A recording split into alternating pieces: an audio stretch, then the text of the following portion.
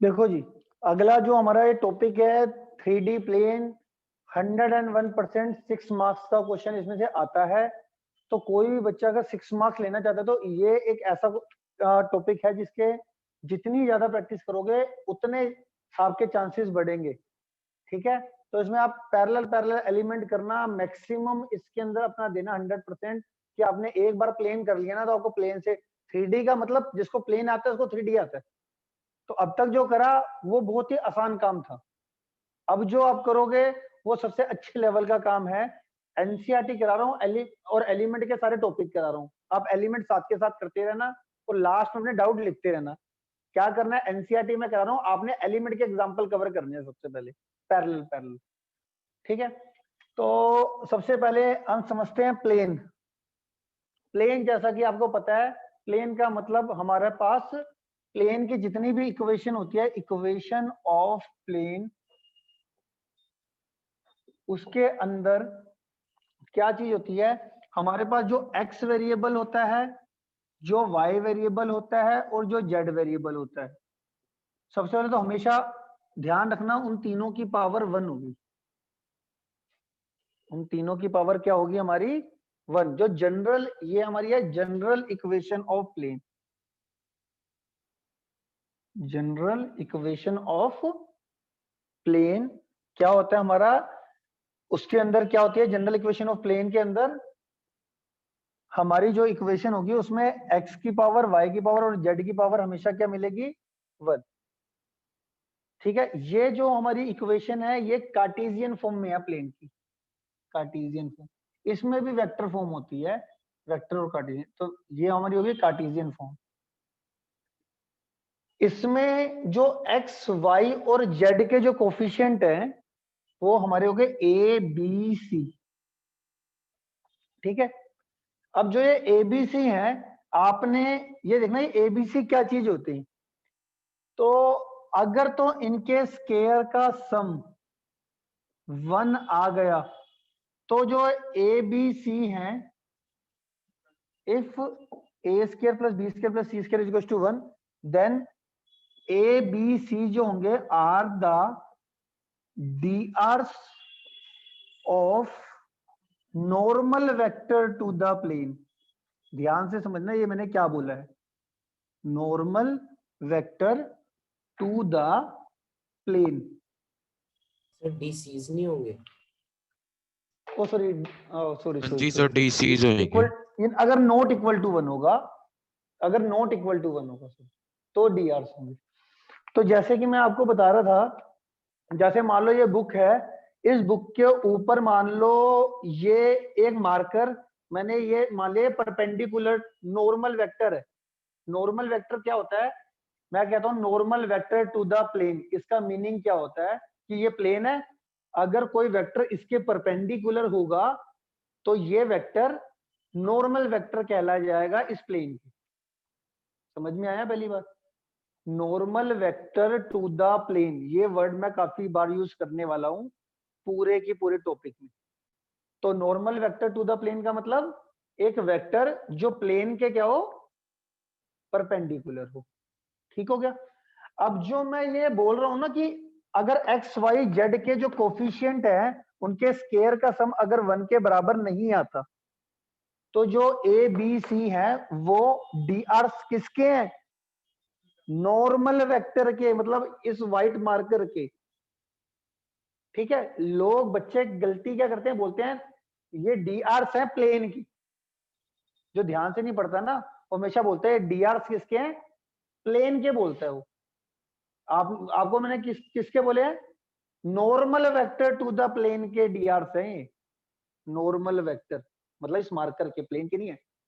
समझ में आई ये बात, तो इसको थोड़ा सा ध्यान से फोकस करके मैंने आपको बता दिया। और अगर इफ इनके स्केयर एक्स वाई जेड के कोफिशिएंट के स्केयर का सम 1 के बराबर आ जाता है तो therefore A vector B vector C vector are the DCs, किसके डायरेक्शन कोसाइन होंगे, DCs of normal vector to the plane.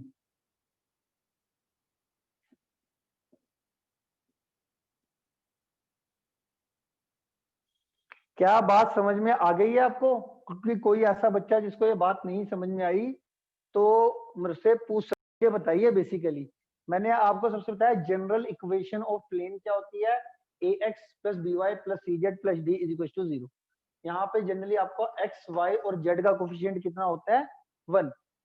फिर मैंने आपको बताया अगर x y z तीनों के कोफिशिएंट के स्केयर का सम 1 नहीं आएगा तो वो जो तीनों जो x y z के कोफिशिएंट हैं वो क्या होंगे, drs of normal vector to the plane, drs of normal vector to the plane. अगर इनके स्केयर का सम 1 आता है, मतलब a square plus B square plus C square 1 आता है, तो हमारा ए बी सी क्या होगा, are the DCs of normal vector to the plane. Clear? ये मैंने अभी आपको सिखाया कार्टेशियन फॉर्म। अब इन वेक्टर फॉर्म के अंदर हमारे पास इक्वेशन ऑफ प्लेन किस फॉर्म में दिया होता है, आर वेक्टर डॉट, अगर तो आया यहाँ पे एन कैप, आर वेक्टर ये जनरल है, इतना तो दिया ही होगा, आर वेक्टर डॉट। अगर यहाँ पे आया एन कैप, मतलब जो सा भी वेक्टर होगा अगर वो हमारा हुआ एन कैप, मतलब कैप लगाने का मतलब यूनिट वेक्टर हुआ, तो राइट साइड लेना है अपने पी। और पी क्या होता है, हमारा प्लेन का ओरिजिन से परपेंडिकुलर डिस्टेंस, प्लेन का ओरिजिन से परपेंडिकुलर डिस्टेंस होता है पी। ठीक है? या फिर ऐसा हो सकता है कि आर वेक्टर डॉट के साथ कोई जो वेक्टर है वो एन कैप नहीं है। एन कैप कौन सा लेते हैं हम, जिसका एन कैप क्या होता है, यूनिट वेक्टर, कैप लग गया यूनिट वेक्टर। तो अगर आप यहाँ पे चेक कर लेना कि जो ये वाला वेक्टर है अगर तो ये हुआ यूनिट वेक्टर, तो उसको आप क्या कंसीडर करोगे, एन कैप। और राइट साइड वाली चीज हो जाएगी पी, अगर कोई नंबर दिया होगा वो होगा पी, मतलब उस प्लेन का ओरिजिन से उस प्लेन का परपेंडिकुलर डिस्टेंस पी होगा। एग्जांपल के तौर पे R vector dot 1i plus 0j plus 0 की। अब आपको पता है कि इसका मैग्नीट्यूड कितना आएगा, 1 आएगा, तो ये क्या हो गया, एन कैप। और राइट साइड मैंने लिख दिया 5। तो आप इसको इससे कंपेयर करोगे और यहां से पी की वैल्यू आ जाएगी 5। मतलब इस प्लेन का जो ओरिजिन से परपेंडिकुलर डिस्टेंस है वो कितना आ जाएगा, 5 यूनिट। आपने इसको इससे क्यों कंपेयर करा, क्योंकि ये इसका मैग्नीट्यूड निकाल के देखा 1 आ रहा है, तो ये मतलब ये एक यूनिट वेक्टर है, तो यूनिट वेक्टर वाले इक्वेशन से मैंने इसका कंपेयर करके एन कैप की वैल्यू भी पता चल गई और पी भी पता चल गया। सर ये यूनिट वेक्टर, सर हाँ बोलो। ये यूनिट वेक्टर पैरेलल होगा प्लेन के या फिर परपेंडिकुलर होगा? वो मैं बताता हूँ आपको, 2 मिनट रुको। ये आर वेक्टर हो गया डॉट। अब ऐसा भी हो सकता है इस आर वेक्टर डॉट के आगे जो वेक्टर है ये आइदर यूनिट वेक्टर होगा या नहीं होगा। अगर ये नहीं हुआ तो जो राइट हैंड साइड होगा वो कांस्टेंट लिया जाएगा क्यू। ठीक है? तो हमारे प्लेन की ये 2 फॉर्म है, आइदर आर डॉट के साथ यूनिट वेक्टर आएगा, आइदर आर डॉट के साथ यूनिट वेक्टर नहीं आएगा। है दोनों ही प्लेन की इक्वेशन, बट अगर एन कैप आया, यूनिट वेक्टर आया, तो राइट साइड वाला जो कांस्टेंट होगा वो तुम्हारा ओरिजिन से प्लेन का परपेंडिकुलर डिस्टेंस को बता रहा होगा। मतलब 5 यहाँ पर ओरिजिन से उस प्लेन का परपेंडिकुलर डिस्टेंस बता रहा है। बट अगर मैं कह रहा हूं कि कुछ इस तरीके से है, 2i plus 3j plus 4k is equal to 5। अब मैं ये नहीं कह सकता जो 5 है, जो ओरिजिन से प्लेन का परपेंडिकुलर डिस्टेंस 5 नहीं है। अब क्यों? क्योंकि ये यूनिट वेक्टर नहीं है। तो ये बात समझ में आई मेरी इतनी सी? है दोनों ही प्लेन की इक्वेशन, यूनिट वेक्टर आए चाहे ना आए।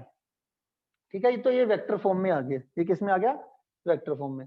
अब एक और क्वेश्चन आएगा भी आपको एनसीईआरटी के अंदर, वो ऑब्जर्व कर लो। फिलहाल के लिए दिव्यांश यादव ने जो क्वेश्चन पूछा है पहले उसका आंसर दे देता हूं।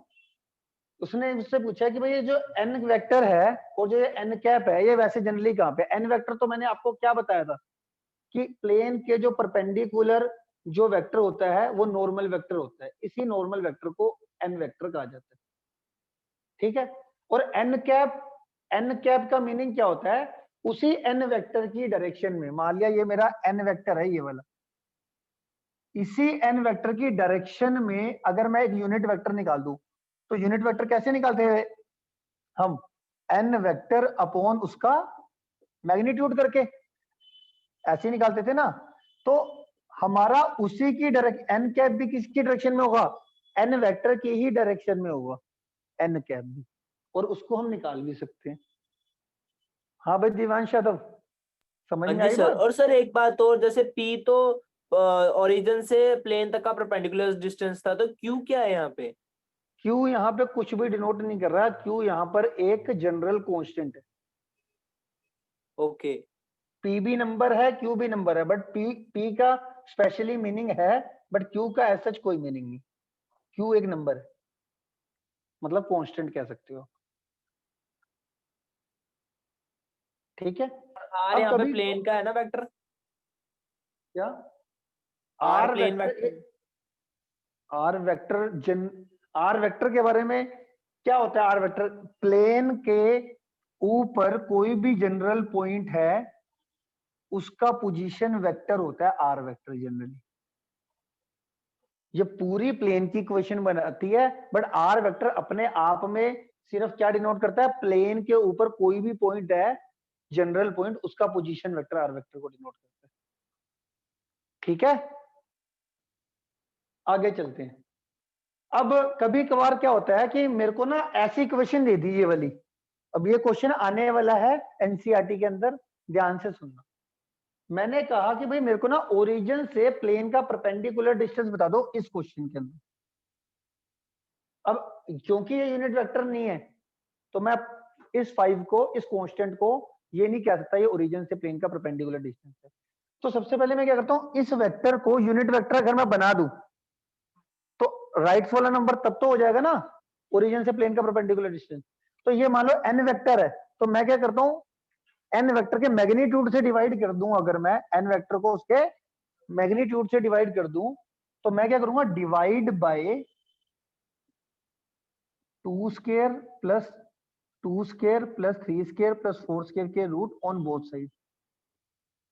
तो ये कितना आया, 16 9 25 और 4 29, रूट 29 से दोनों साइड मैंने डिवाइड कर दिया, तो 2 by root 29 I cap, 3 by root 29 J cap, 4 by root 29 K cap, और is equal to 5 by root 29। अगर अब आप इस वेक्टर को चेक करोगे तो यूनिट वेक्टर बन चुका है ये। अब यूनिट वेक्टर बन चुका है तो राइट हैंड साइड वाला नंबर जो 5 बाय रूट 29 है वो ओरिजिन से प्लेन का परपेंडिकुलर डिस्टेंस आ गया। किसी बच्चे को कोई डाउट है तो ये क्वेश्चन मैं बता, क्वेश्चन है एनसीईआरटी के अंदर, ठीक है, कर लोगे। ये क्वेश्चन आ गया, ये प्लेन की इक्वेशन आ गई मान लो। अब मैं कहूं जी नॉर्मल वेक्टर के डायरेक्शन रेशियोज बताओ, देखते ही बता दोगे आप, कैसे बताओगे। पहले तो मैं आपको एक छोटा सा कॉन्सेप्ट इसमें बताता हूं। आर वेक्टर मैंने अभी क्या बताया था, एक्स। आर वेक्टर क्या होता है, तब एक क्वेश्चन तुम्हारे को और आएगा अभी एनसीईआरटी में, आपको वेक्टर इक्वेशन में आपको इक्वेशन दे दी प्लेन की, तो आर वेक्टर क्या होता है, मैंने क्या बताया था, जनरल पॉइंट के पोजीशन वेक्टर। तो आर वेक्टर हमारा हमेशा क्या होता है, एक्स आई कैप वाई जे कैप प्लस जेड के कैप। कभी भी आपको प्लेन की इक्वेशन को वेक्टर फॉर्म वाली को कार्टेशियन में कन्वर्ट करना है तो हमेशा आपने एक्स आई प्लस वाई जे प्लस जेड के में लिख करा, इसका डॉट प्रोडक्ट कर लेना, तो डॉट प्रोडक्ट करोगे कितना आ जाएगा, 2x plus 3y plus 4z is equal to 8, आगे कार्टेशियन में, ठीक। अब मैं आपको ये समझा रहा था 2 3 4 क्या डिनोट कर रहे हैं यहाँ पे, नॉर्मल वेक्टर के डायरेक्शन रेशियोस, क्योंकि इनके स्केयर का सम 1 नहीं आ रहा। अब मैं कहता हूँ ये तो मैंने तुम्हें सिखाई कार्टेशियन में, अगर मैं कोई तुम्हें डायरेक्ट बताया कि 2 3 4 क्या डिनोट कर रहे हैं, ये भी नॉर्मल वेक्टर के डायरेक्शन रेशियोस, क्योंकि समझ में आ गया ना ये चीज ऐसे हुई। पहले इसको मन में ना ये सोचना कि ये एक्स वाई जेड का कोफिशिएंट है बेसिकली, आर वेक्टर डॉट के साथ जो ये वेक्टर होता है एन वेक्टर, ये क्या है, एक्स वाई जेड के कोफिशिएंट है। डॉट प्रोडक्ट करने के बाद एक्स वाई जेड के कोफिशिएंट बन जाते हैं। तो 2 3 4 आइदर नॉर्मल वेक्टर के डायरेक्शन रेशियोज होंगे या डायरेक्शन कोसाइन।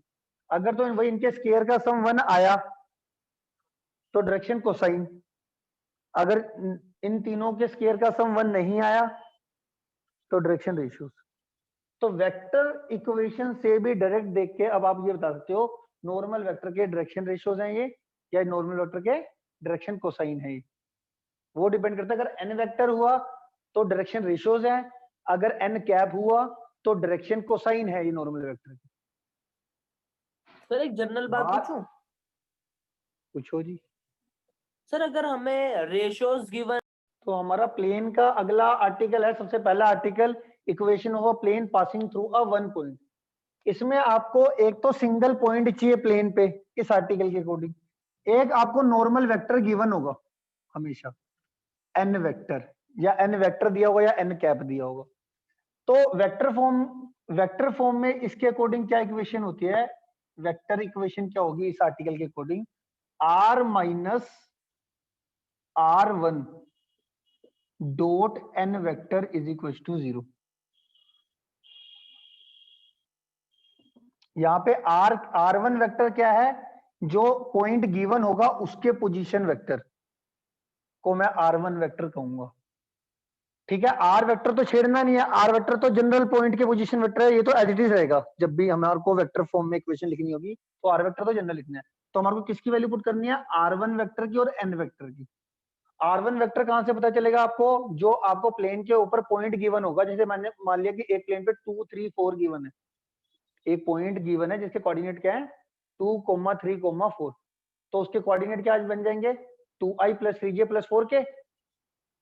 ठीक है, मान लेते हैं ये 2, 3, 4 पॉइंट है, तो r1 वेक्टर क्या बन जाएगा 2i + 3j + 4k, ये r1 वेक्टर बन जाएगा। n वेक्टर क्वेश्चन में गिवन होगा, आपको ढूंढने की जरूरत नहीं है, कुछ करने की। तो मतलब n वेक्टर गिवन होगा, r1 वेक्टर आपको देखना आना चाहिए, एज इट इज रखना है बाकी।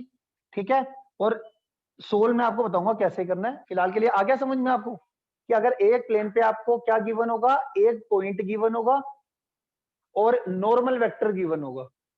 एक पॉइंट पता हो और उस प्लेन का नॉर्मल वेक्टर पता हो, तो आप प्लेन की इक्वेशन वेक्टर फॉर्म में इस तरीके से लिखोगे। दूसरी चीज, अगर आपको कार्टेशियन फॉर्म में सबसे ज्यादा मैं कार्टेशियन फॉर्म में यूज करता हूँ प्लेन की इक्वेशन। कार्टेशियन फॉर्म में वो क्या होती है, ax - x1 by - y1 plus c z - z1 is equal to 0। ax - x1 plus by - y1 plus c z - z1 is equal to 0। ठीक है जी। अब यहां पर देखो x1 y1 z1 की वैल्यू पुट कर दोगे आप। अगर आपके पास एक प्लेन में जैसे पॉइंट गिवन है एक प्लेन के ऊपर 2 3 4, तो ये तुम्हारा x1 y1 z1 तो बन ही गया। और यहाँ पे ए बी सी क्या है, ए बी सी है नॉर्मल वेक्टर के डायरेक्शन रेशियो क्या है, तो वो भी आपको गिवन होगा। तो ए बी इस आप में आपको क्या गिवन होगा, ए बी सी भी गिवन होगा, x1 y1 z1 भी गिवन होगा। तो ए बी सी क्या है, नॉर्मल वेक्टर के direction ratio, x1 y1 z1 क्या है, प्लेन के ऊपर एक पासिंग पॉइंट है, तो पासिंग पॉइंट भी होगा, नॉर्मल वेक्टर के डायरेक्शन रेशियोज भी होंगे। इनको आपने इस आर्टिकल में पुट कर देना है, आपकी इक्वेशन ऑफ प्लेन आ जाएगी। बहुत आसान क्वेश्चन। सर ये भी वेक्टर फॉर्म से लिया है ना हमने? क्या, ये भी वेक्टर फॉर्म से निकाला है ना रिजल्ट? हाँ निकाल सकते हो, बट आप अलग अलग याद करो, एक दूसरे को कनेक्ट करने की जरूरत नहीं, याद करना है डायरेक्ट की वेक्टर फॉर्म में ये है, कार्टेशियन में ये है। कर दूं रब,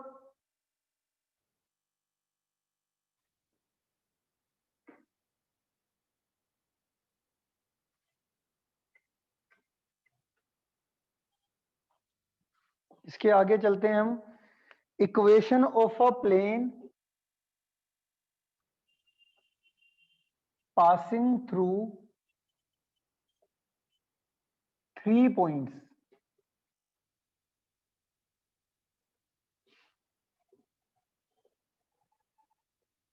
एक प्लेन पे अगर 3 पॉइंट आपको गिवन हो, मान लेते हैं x1 मतलब मिनिमम y1, 3 पॉइंट चाहिए होते हैं? मिनिमम नहीं 3 ही पॉइंट गिवन हो। अगर नहीं मतलब 2 पॉइंट से हम प्लेन की इक्वेशन नहीं निकाल सकते? निकाल सकते हैं, फिर और भी कुछ गिवन होगा, बट ये जो आर्टिकल है ये स्पेसिफिक है, समझ रहे हो? सर मतलब नहीं, मतलब अगर मैं कह रहा उन्होंने, हूँ अगर सिर्फ पॉइंट्स गिवन हो तो 3 चाहिए मिनिमम। हाँ एकदम सही। Equation of a plane passing through three point. देखो जो आर्टिकल बने हैं ना, ये आर्टिकल बेसिकली कैसे बने हैं? डायरेक्ट, कि अगर आपको ये गिवन है तो आप इस आर्टिकल के थ्रू डायरेक्ट आप निकाल लो, और जो इनडायरेक्टली निकलने वाले हैं वो तो हम प्रैक्टिस से हम आपको बताएंगे। ठीक है जी। तो हमारे पास अगर ये 3 पॉइंट दे रखे हैं, तो एक तो इसकी इक्वेशन है हमारे पास, देखो आर वेक्टर फॉर्म में, वेक्टर फॉर्म में देखो R minus R1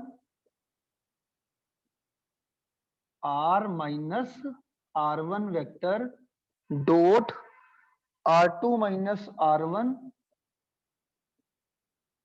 cross R3 vector minus R1, ठीक है जी, इज इक्वल टू 0। और कार्टेशियन इक्वेशन में क्या है? ये डायरेक्ट क्वेश्चन है 16.3 में। कार्टेशियन इक्वेशन देख लो। कार्टेशियन इक्वेशन में क्या है? x minus x1 upon x2 minus x1 x3 minus x1। एक तो ये आ गया जी। सर अब इसमें से R1 R2 कौन सा ले, मतलब पहले कौन सा ले, कंसीडर वन कोई कौन सा सा भी ले होगा? सकते, कोई सा भी ले लो। ठीक है सर। वैसे तो जनरली क्या होता है मेरे पास, जोन से मेरे को क्वेश्चन के अकॉर्डिंग दिए होते हैं पहले, उसी के अकॉर्डिंग मैं ले लेता हूं। जिस सीक्वेंस में क्वेश्चन के अकॉर्डिंग दिया होता है, क्वेश्चन में दिया होता है पहला जो पॉइंट दिया होगा वो मैं R1 ले लूंगा, दूसरा R2, तीसरा, समझ में आ गई ना? समझू सर। ये होगी मेरी कार्टेशियन इक्वेशन।